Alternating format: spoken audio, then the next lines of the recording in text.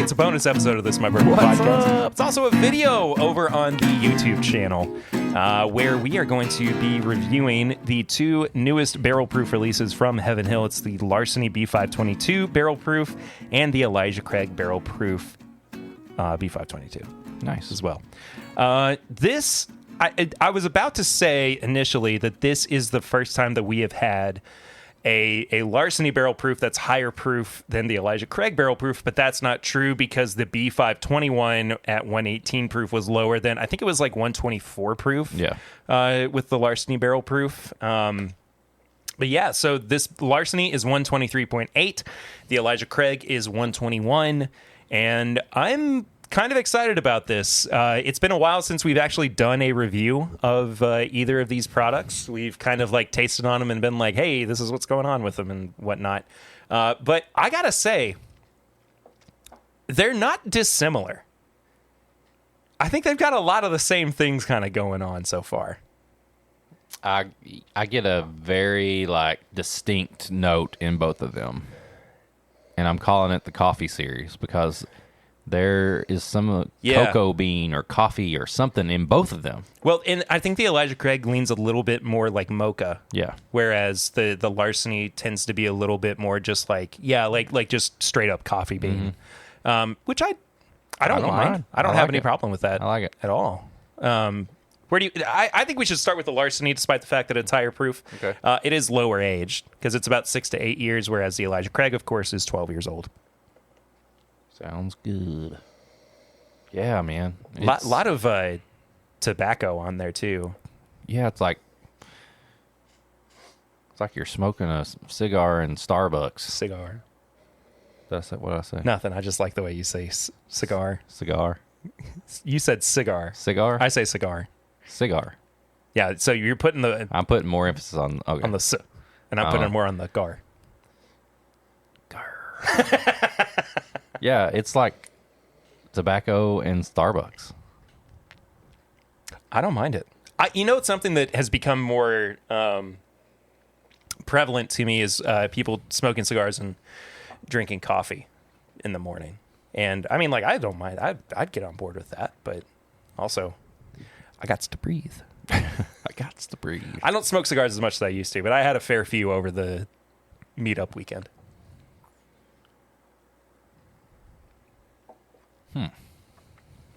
It's got a really nice mouthfeel to it. I will say, this is no notes or nothing. This is probably the most solid, straightforward, nice Larceny barrel proof. I think we're definitely getting to the point where we're seeing that they have figured out. Was that the A122? Mm-hmm. I don't remember that one super well. But they are getting to the point where they've kind of figured out what they're doing with this line. I mean, do you kind of feel the same way? Yeah, it's took them a little while. Yeah. But I think they've got it. Because they started in... We're getting it. They started in...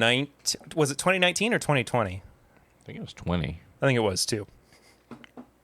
But now that, and I'm not looking for everything to be exactly the same throughout, but it is nice to see at least some consistency and quality. I still don't think it's a wheated. I know it's a wheated bourbon, but it doesn't taste like a wheated bourbon. Yeah. It's not as sweet. It's definitely more mocha. I like the B better than I do the A. I think the A falls a little bit flat. What's the proof on the A? 124.4. Weird. I would have thought that the A would have popped a little bit more. But no, I think the B is exactly where it's at, where it's supposed to be. Let's see. I got a little bit of the A. Yeah. It doesn't have this weird, kind of off-kilter note to it. There's like this kind of... It's a wheated bourbon, but it has this weird corn note to it. I would pick up this B batch. Oh, for sure. Let me ask you this, because you brought up it not being as much like a wheated bourbon. Is that for you like a fault in it? Like, is that to its detriment, or is that just kind of like a characteristic that you think is particular to this bourbon? Like, would you prefer that it was more like in line with a wheated? Okay, I think I would, because you're getting your Elijah Craig, which is your rye bourbon, barrel proof product. And I would like to see the Larceny being more of the wheated, the sweeter barrel proof product. Yeah. But that's just me I like wheated products, and especially barrel proof stuff. And me, like you said, on the nose, I haven't really tasted the Elijah Craig, but on the nose, they're very similar. So it's like you could almost buy one of the two and smell them, and they're almost the same. I'll say this about the Larceny. At this proof and around this age, it is not completely dissimilar from the Maker's Mark DNA 125 proof. Yeah. I think they are very, very similar products. And that episode we did where we reviewed the 125 proof edition, I called it like, this is the WLW killer with a question mark. And I still kind of think that might be true. I know that it's hard to beat a 12-year-old wheated bourbon at $100 a bottle, but the thing is, you are way more likely to find a batch of Larceny barrel proof. That's true. Than you are a William LaRue Weller. So as far as I'm concerned, I would, especially this B522, which I think we both agree is probably their best batch so definitely. Far. Yep. I would pick this up 100% of the way. We normally have our review system on the podcast of nose, palate, finish, and price, but on YouTube, I've been doing yay, nay, or may. So for me, this is a yay. This is a yay for me, especially comparing it to other Larceny barrel proofs. I'm a big yay with a capital Y on this one. Big yay! Exclamation point on the end. Would I like it to be a little bit sweeter? Yes, but this is still far above the last few Larceny barrel proofs I've had. I will say it doesn't punch quite in the same way that that Maker's Mark DNA does. Yeah. Because that's just a special. It's just a special bottle of bourbon. But that leaves us with the Elijah Craig barrel proof 121 proof B522, 12 years old. It's just got that. It's the more rounded, like bakery nose mocha chocolate. I spilled some somehow. Guess I swirled too much out of my glass. Never go full swirl. Never go full swirl. Yeah, you can tell that's Elijah Craig. When you get right down into that nose. Ooh, it's got a little bit of pepper on it too. That rye spice. It's that bakery, that snickerdoodle, and then when you dig down below it, it's like you said, it's pepper. Yeah. But it's still got a little bit of coffee on the nose too.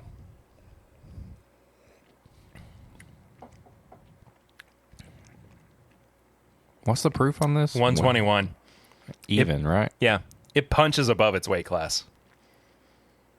Am I wrong? No, I'm trying to think. You gonna tell me I'm wrong, bro? Brav. No, I'm trying to think. Like, I thought it was going to be higher. For some reason, I was thinking 128 even. No, I think it drinks closer to that. Yeah. But yeah, it's a lower Elijah Craig barrel proof. And I think we have to talk about as well the fact that Elijah Craig barrel proofs have been kind of decreasing in proof, and a lot of people say that they've been decreasing in quality too. Do you think the mouth feels a little thinner? It is definitely thinner than the Larceny is, which is bizarre to me. Yeah. But I don't think that the overall quality of Elijah Craig barrel proofs has gone down in the way that a lot of people have been talking about. I don't think that over the past couple of years they've been as good as like the A120 or the C918 or B517 or like those kinds of products. But I still think that they ring true as an Elijah Craig barrel proof. Am I off? Do you kind of... No, I agree. Okay. I'm glad because I feel like I'm in the minority because, and I think, not that I'm like perfectly colored by the fact that I always love Elijah Craig barrel proof, but it's still probably my favorite bourbon of all time. Yeah. You know? Is this one of the best ones? I don't think so, but I also don't think that it's something that you should pass up. I'm This is gonna maybe look right in the camera and say, never pass up a normal priced 12-year Elijah Craig barrel proof. Never go full swirl. Never go full swirl and never go full pass on Elijah Craig barrel proof. Obviously, if you've got it in the bank. Into that. But, $70 to $85, whatever they are now. I mean, I'm always going to grab one. But this one, it's probably not the best. If you wanted to skip one and you wanted to really go full pass on it, I mean, this might be the one, but I'm still grabbing it. It's weird that, like, consistently over the past few years, the B batch has been the one that everybody's been kind of like. There's I don't know never about hardly it. a B batch I like them. I mean, the only one is like B517, which won Whiskey of the Year at Whiskey Advocate. Is that what it was, or I can't remember exactly. I can't remember. I know it like won something at the New Orleans Bourbon Festival too, or I don't know for sure. It was a long time ago. We've had a lot of whiskey since then. Yeah, but this is like you know what this would be good though, if you took it and poured it over one of those Little Debbie pinwheels. Oh, and it just that little mocha and that coffee in that pinwheel. I tell you what I would also really like to do with this is dump it in our mini barrel. Ooh. I'm probably gonna just enjoy the rest of this. I was gonna say if we got an extra bottle somehow. I'm sure we will. We can always just. I buy a lot of Elijah Craig barrel proof. So just go in the gift shop and get Elijah Craig barrel proof. That's the good thing. But I'm right on the border of like, yay and may.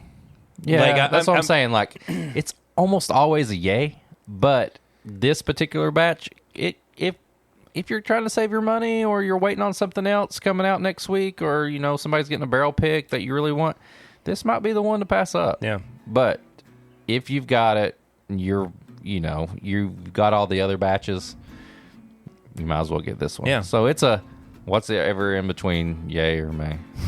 Yeah. I don't know. That noise, that unsure noise that just came out of your mouth. Yeah, for sure. No, that's kind of how I feel about it too.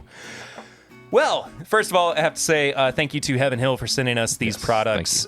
This is a free of charge review. Of course, this has not been colored by the fact that they sent it to us. But we do also have to say thank you so much for watching or listening to this review. We appreciate everybody who does that. You can follow us on social media at My Bourbon Pod or at Whiskey Mutant. If you want to follow that guy. Not the Whiskey Mutant. Not the Whiskey Mutant, as I just realized. I'm just at Whiskey Mutant. Yeah. My arm was out of frame, so it looks like I just had a nub. Kind of. I can't see anything. Yeah, you can't see anything. Okay. Yeah, there's no monitor for you or anything. You can also support the show. You can support the show so we get another monitor. No, you can also support the show at patreon.com/mybourbonpodcast. For as little as $1 a month, it goes a long way to help us out, to allow us to get new bottles and keep the lights on, pay for electricity, bills, and snacks too. Yeah. Mountain Dews. No more Mountain Dews, please. Okay, sorry. That does it for this bonus episode. Thank you guys, as always, for supporting us and checking out everything that we do. We'll see you real soon. Until then, I'm Perry. I'm Eric. And this is My Bourbon Podcast. Bonus episode! Bonus.